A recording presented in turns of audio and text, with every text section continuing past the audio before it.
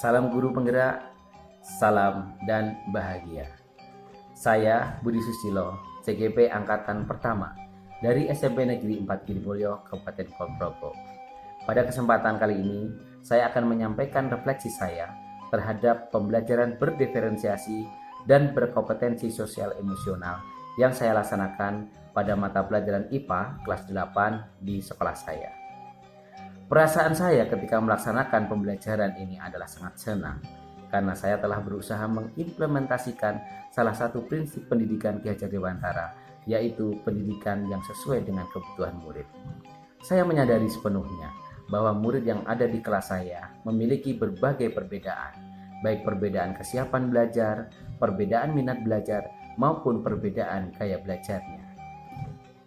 Pada pembelajaran kali ini, saya sangat berbangga dan saya juga sangat berbahagia karena saya dapat mengakomodir salah satu perbedaan kebutuhan belajar mereka tersebut, yaitu tentang kesiapan belajar pada materi sistem ekspresi pada manusia.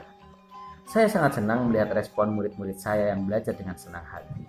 Di samping itu, pada pembelajaran kali ini, saya juga mengembangkan kompetensi sosial emosionalnya melalui kegiatan pembelajaran yang berdiferensiasi ini.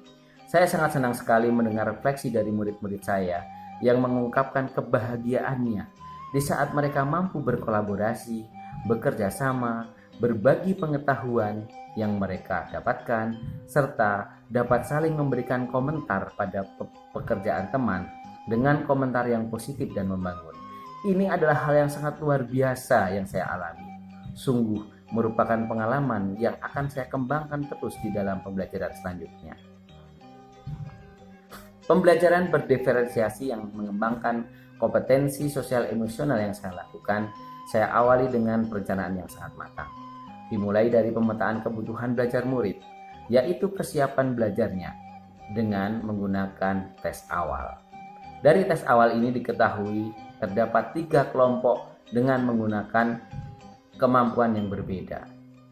Berdasarkan hal ini, saya merencanakan diferensiasi proses dan produk dari ketiga kelompok tersebut. Untuk mengembangkan kompetensi sosial dan emosionalnya, saya memilih 2 teknik, yaitu memberikan tugas mandiri terstruktur untuk mengembangkan pengelolaan diri atau self-management terkait dengan bagaimana mereka mengatur emosi dan waktunya dalam mengerjakan tugas. Teknik yang kedua adalah teknik diskusi kelas dengan mengedepankan konsep berbagi di dalam kelompok. Kelompok bekerja di dalam WhatsApp group tentang apa yang telah mereka pelajari. Kemudian mereka saling memberi komentar, memberikan umpan balik positif yang bermanfaat. Juga di sini akan terasa tentang pengembangan empati, kemampuan berpendapat yang merupakan unsur dari pengembangan sosial murid. Perencanaan pembelajaran ini saya tuangkan di dalam RPP yang terstruktur dan runtut dan mudah saya gunakan. Dalam pelaksanaannya, saya menggunakan media WhatsApp Group karena sarana ini paling efektif kami gunakan di sekolah kami di saat pembelajaran daring di masa pandemi COVID-19. Dalam BAG ini, saya menyampaikan pembelajaran, mengirimkan link sumber belajar, menyampaikan penugasan kepada masing-masing kelompok, serta membimbing dan mengarahkan mereka dalam diskusi kelompok besar dengan mengedepankan sikap empati dan saling menghargai. Dari hasil pembelajaran ini, ada beberapa rencana perbaikan yang perlu saya lakukan, yaitu dalam hal inovasi pembelajaran, penggunaan teknik kompetensi sosial emosional yang bervariasi pada masing-masing pertemuan pembelajaran, serta mencoba memetakan murid berdasarkan minat dan gaya belajarnya. Hal ini akan saya gunakan untuk mendesain pembelajaran berdiferensiasi, berkompetensi sosial emosional pada pembelajaran selanjutnya. Berdasarkan pembelajaran berdiferensiasi berkompetensi sosial emosional ini, saya banyak belajar tentang kekurangan masa lalu saya di dalam saya mengawal pembelajaran bagi murid-murid saya untuk dilakukan perbaikan-perbaikan. Di samping itu, saya juga akan menggali sisi positif yang menjadi kekuatan saya untuk saya kembangkan lagi pada perencanaan dan pelaksanaan pembelajaran mendatang.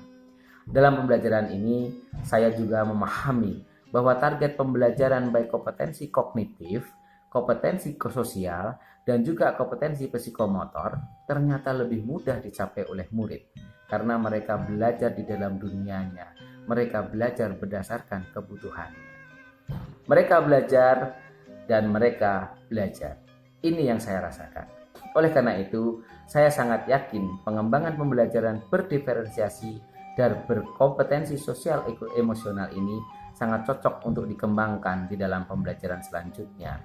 Di dalam upaya kita membangun pelajar Pancasila yang berkarakter melalui pendidikan yang memerdekakan. Mari kita bergerak, dan menggerakkan agar cita-cita mulia ini bisa segera terwujud. Demikian refleksi dari saya, semoga bermanfaat. Salam guru penggerak, salam dan bahagia.